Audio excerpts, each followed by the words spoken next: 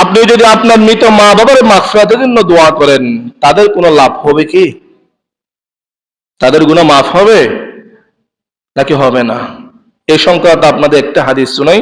হাদিসটি আপনারা ইমাম আহমদ ইবনে হাম্বল রাহমাতুল্লাহি আলাইহি প্রসিদ্ধতম কিতাব মুসনাদ আহমদ, এই হাদিসের বর্ণনাকারী আবু হুরায়রা রাদিয়াল্লাহু তাআলা আনহু, তিনি হাদিস বর্ণনা করেন, ক্বালা রাসূলুল্লাহ সাল্লাল্লাহু আলাইহি ওয়াসাল্লাম, ইন্নাল্লাহা লা ইয়ারফা'উ আদ-দারাজাতা লিল 'আবদিস সালিহ লিল জান্নাহ।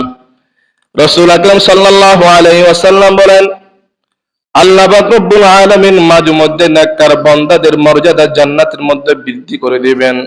একজন ব্যক্তি মারা গেছে, নামাজি, রোজাদার, পরহেজগার, বিনিময়ে আল্লাহ রব্বুল আলামিন তাকে জান্নাত দান করলেন, সাধারণ জান্নাত দিলেন।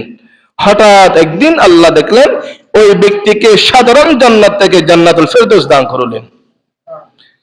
এখন উনি সাধারণ জান্নাত থেকে যখন জান্নাতুল ফেরদৌসে প্রবেশ করলেন, সেই নেককার ব্যক্তি আল্লাহকে প্রশ্ন করলেন, ফায়াকুলু আন্না লাকি হাযা ইয়া রাব্বাল আলামিন, আয় রাব্বুল আলামিন, যতটুকু আমল করলাম আমলের বিনিময়ে তো জান্নাত দিলেন, হিসাব বরাবর বুঝতে পারলাম দীর্ঘদিন পরে আপনি জান্নাত থেকে জান্নাতুল ফেরদৌসে উঠাই দিলেন, জানি না কোন আমলের কারণে।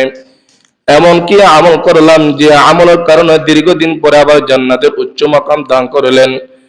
ফায়াকুলুল্লাহু তাবারাকা ওয়া তাআলা বিইস্তিগফারি ওয়ালাদিকা লাকা, সন্তান, তুমি একটা নেককার সন্তান দুনিয়াতে রেখে আসলাম, যে সন্তানকে তুমি কোরআনের শিক্ষা দিয়েছো, যে সন্তানকে তুমি নামাজের শিক্ষা দিয়েছো, যে সন্তানকে মৃত মা বাবার জন্য কিভাবে দোয়া করতে হয় সে শিক্ষা তুমি দুনিয়াতে দিয়ে আসছো, আজকে তোমার সেই সন্তান দীর্ঘদিন পর জুমার নামাজে গিয়ে জুমার নামাজের উপরে বলতেছে, রব্বির হামহুমা কামা রাব্বায়ানি সাগীরা, রব্বানা গফিরলি ওয়া লিওয়ালিদাইয়া ওয়া লিল মুমিনিনা ইয়াওমা ইয়াকুমুল হিসাব। আপনার সন্তান যখন জুমার নামাজের পরে দুহাত না তুলে দোয়া করলো, আল্লাহ, বাবা মা যেমন আমাকে ছোটকালে লালন পালন করেছে, আপনিও মেহেরবানি করে আমার মা বাবাকে জান্নাতে সেভাবে লালন পালন করেন। বাবা মা যেমন আমার অপরাধগুলো মাফ করে দিয়েছে, আল্লাহ, আপনিও রহমান, আপনি রহিম, আপনিও আমার মা বাবার গুনাহ মাফ করে দেন। তোমার সন্তান দুনিয়াতে রহমান বলছে, আমাকে রহিম বলছে, আমি আল্লাহ জান্নাতে আর থাকতে পারি নাই, এই জন্য সাধারণ মেহমানদারি থেকে জান্নাতের সর্বোচ্চ মাকাম তোমার জন্য বরাদ্দ করে দিলাম।